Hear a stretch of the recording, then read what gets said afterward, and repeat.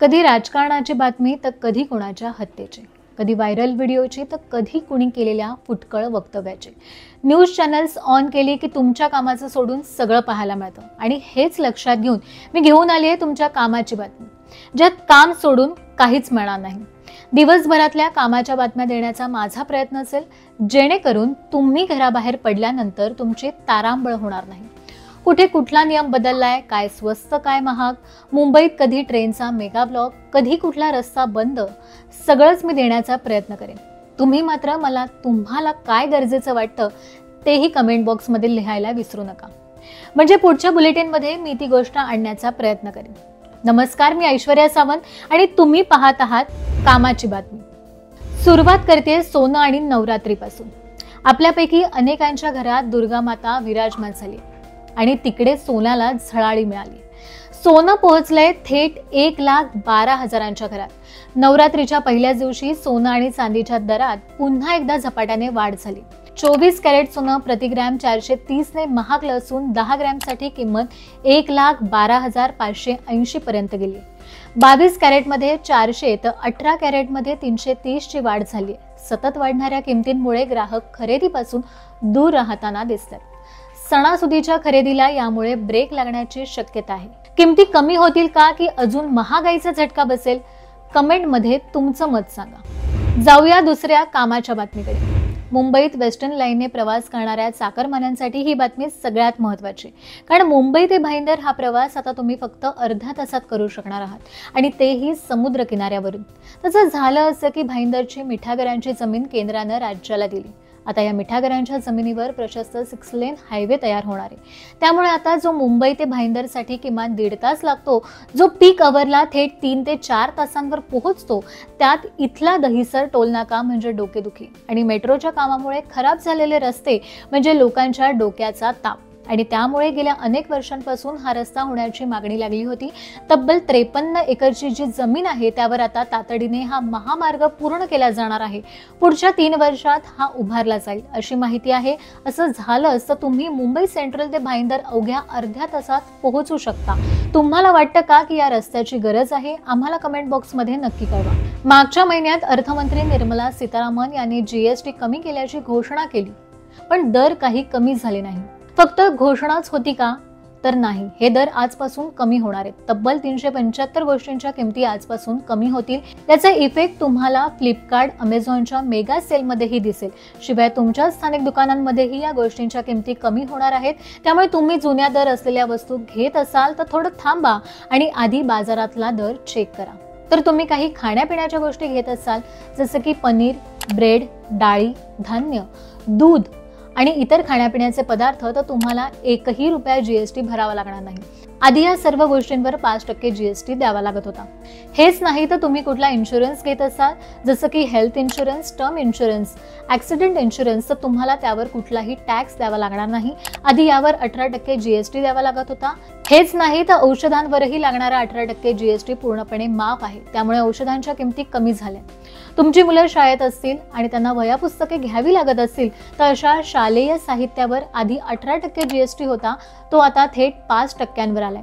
याशिवाय चीज, लोणी, butter, oil, साखर, मिठाया, चॉकलेट्स, पास्ता, ड्रायफ्रुट्स यावर 12% जीएसटी होता, तोच आता 5%वर आलाय। पण हे असलं तरी तुम्ही कोल्ड्रिंक्स पित असला तर ते चांगलंच महागणार आहे। ज्यावर आधी 28% जीएसटी लागत होता, तोच आता 18 + 40% असा द्यावा लागेल। याशिवाय लक्झरी कार्स आणि बाईक्सही महागणार आहेत।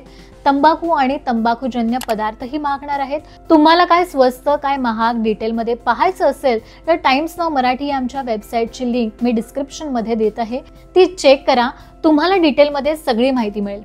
पुढची हादरवणारी बातमी।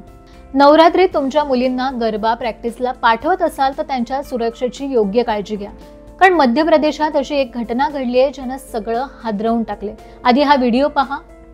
गरबा सुरू होता, ढोल, ताशा, रंगीबेरंगी कपडे आणि आनंदाचं वातावरण, आणि अचानक सगळं थांबतं।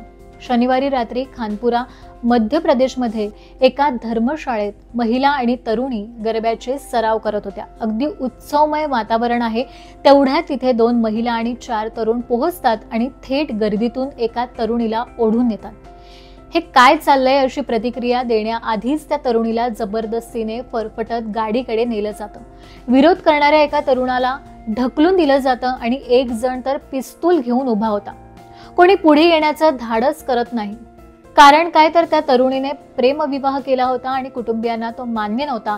त्यामुळे 2 महिला आणि 4 तरुणांची मदत घेऊन स्वतःच्या घरच्यांनीच अपहरण केलं. आपल्याकडे जशा मुली सुरक्षित नाहीत तसे पत्रकारही सुरक्षित नाहीत.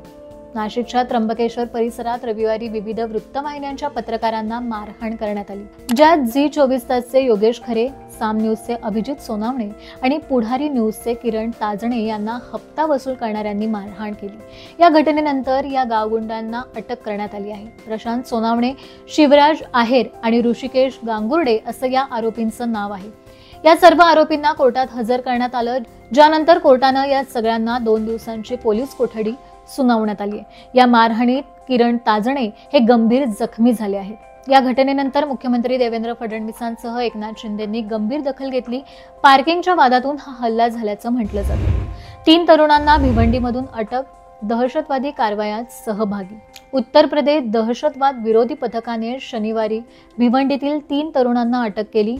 अबू सुफियान, तजमुल्ला अन्सारी, मोहम्मद अयान, मोहम्मद हुसेन आणि जैद नोटियार, अब्दुल कादिश अशी अटक करण्यात आलेल्या तरुणांची नावं आहेत. यांच्यावर 3 लाख रुपयांची रक्कम गोळा करून ती फिलिस्तीनला पाठवण्याचा आरोप केलाय.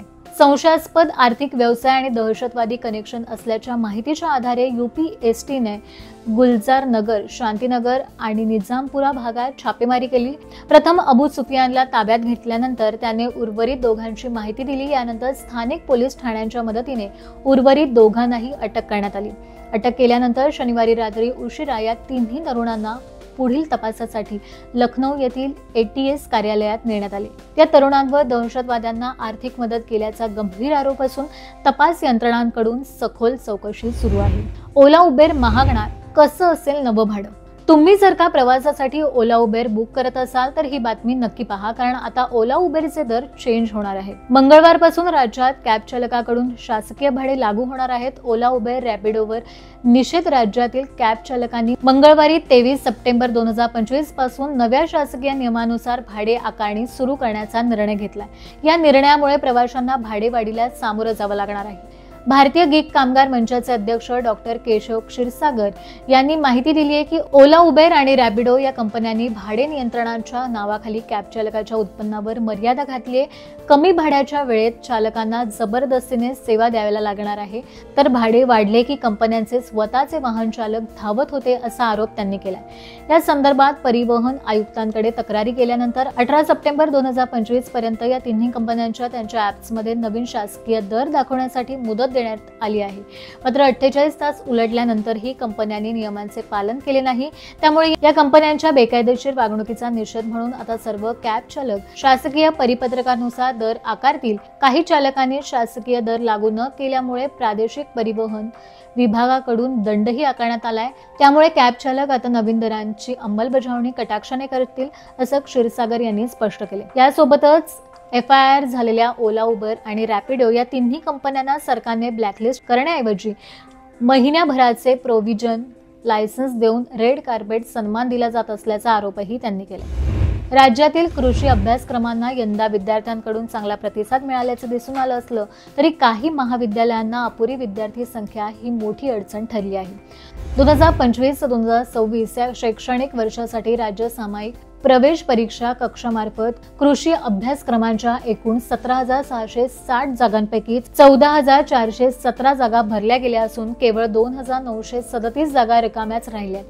विशेष म्हणजे यंदाही विद्यार्थ्यांनी BSc ॲग्रिकल्चर या मुख्य शाखेला पसंती दिली आहे. त्याशिवाय उद्यानविद्या, वनविद्या, मत्स्यशास्त्र, अन्न तंत्रज्ञान, जैव तंत्रज्ञान, कृषी अभियांत्रिकी, सामुदायिक विज्ञान व कृषी व्यवसाय व्यवस्थापन अशा एकूण 9 शाखांमध्ये प्रवेश प्रक्रिया पार पडली.